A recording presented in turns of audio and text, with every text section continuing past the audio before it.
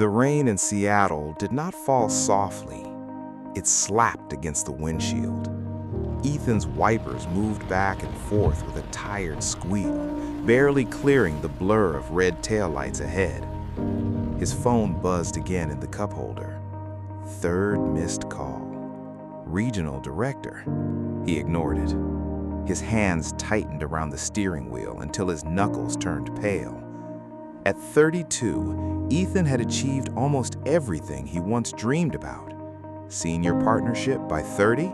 Achieved at 31. Luxury condo overlooking the bay? Signed last month. For years, he believed those milestones would finally bring peace. Instead, each success only created another finish line. Now, his biggest client was slipping away to a rival firm, and with it, his future. A sharp pressure tightened in his chest. He could barely breathe. He needed answers, immediately. Without thinking, Ethan pulled his car to the curb beside an old brick building glowing faintly through the rain.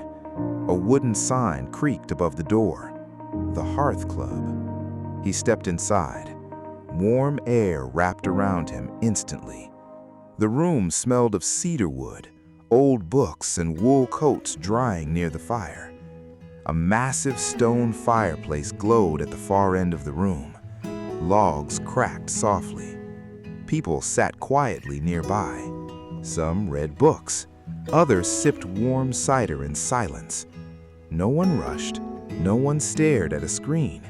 It felt like the world outside had disappeared. Behind the counter sat Grandpa Joe, 74 years old, weathered skin, steady eyes, the kind of eyes that seemed to notice everything. He slowly polished a copper kettle as Ethan approached. Ethan dropped his briefcase heavily onto the counter. "Joe, I need help." His voice carried exhaustion more than anger. "I'm losing the Miller account. I've worked 80 hours a week for years to get here, and now everything feels like it's collapsing." He swallowed hard. "How do I fix this without destroying myself?" Grandpa Joe continued polishing the kettle, slowly, carefully. Then he said, "You're running very fast, Ethan, but you're reading the map upside down."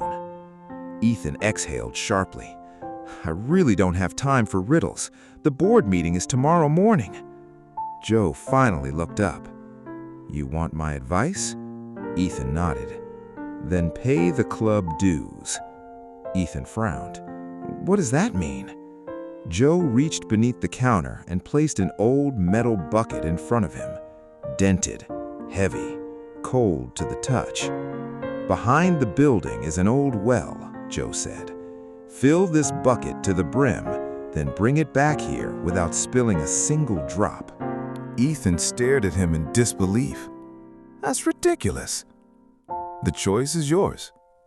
Joe turned back toward the shelves. For a moment, Ethan almost walked away, but frustration pushed him forward. He grabbed the bucket and stepped back into the storm. Rain soaked through his coat immediately. The narrow trail behind the building was muddy and uneven. At the bottom of the slope sat an old stone well. Ethan lowered the rope, filled the bucket, and carefully lifted it back up. Black water shimmered at the very edge. "Simple," he muttered. He took 2 steps. Water spilled over the rim, splashing onto his shoes. Ethan froze. The bucket was no longer full. Joe had been very specific. To the brim. Ethan sighed and walked back. Again. He refilled the bucket carefully until the water curved slightly above the metal edge. Then he tried once more. Slowly. One careful step. Then another. Almost immediately, his arms began to ache. The mud shifted beneath his shoes. Every movement mattered.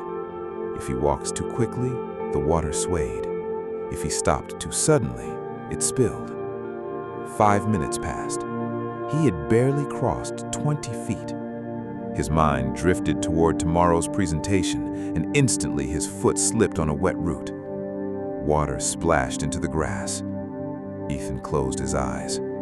Damn it. Back to the well. Again. This time, something changed. Ethan stopped staring at the lights of the building. He stopped thinking about the board meeting, about the client, about the future. Instead, he focused only on the next step, the 6 inches of ground directly ahead, where the gravel was loose, where the mud was deep, how the bucket shifted with each breath. Step, balance, breathe. Step, balance, breathe. The rain continued falling around him, but Ethan no longer noticed the cold.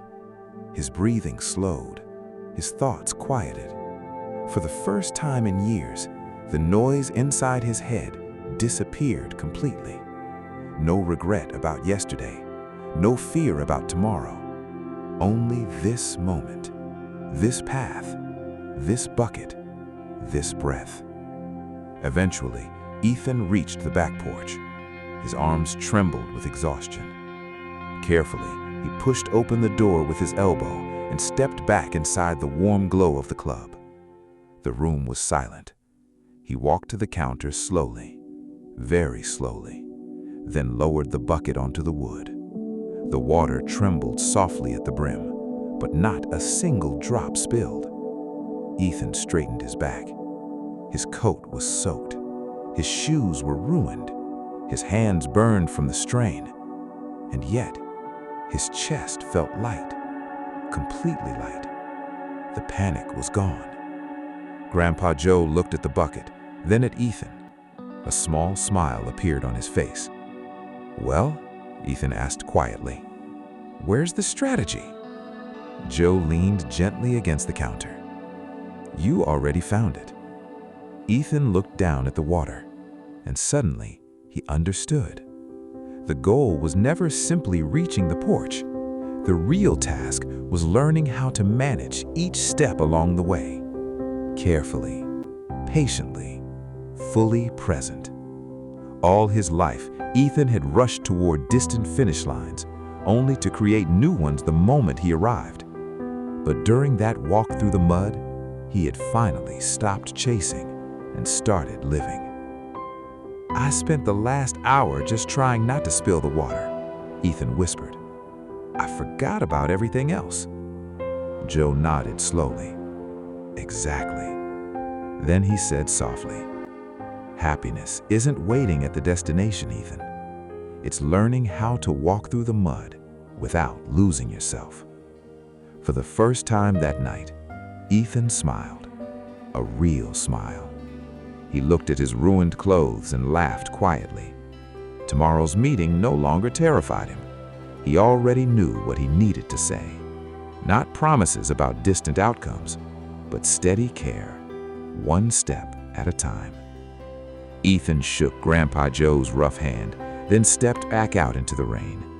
This time, he walked slowly, and he smiled all the way home.